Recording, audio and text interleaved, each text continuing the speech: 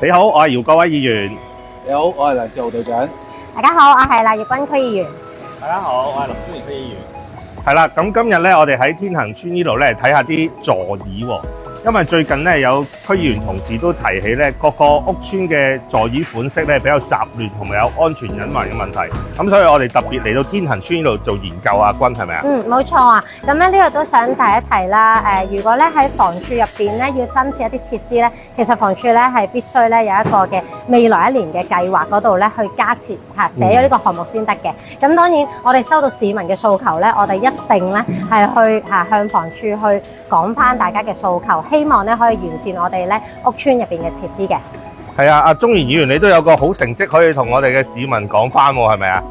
成績就唔敢講嘅，咁啊即係多謝房署嘅支持啦。咁啊之前就喺恒麗樓側邊有兩張座椅有少少即係損壞情況出現嘅，咁房署就好快都幫我哋更新咗啦，亦都令到我哋長者喺即係早上或者夜晚航運時分咧都係坐喺度休息咁樣咯，方便咗我哋啲長者居民。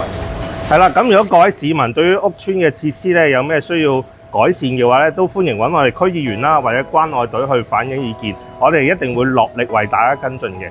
亦都希望大家能夠支持、讚好同埋分享我哋嘅工作喎。多謝你，拜拜。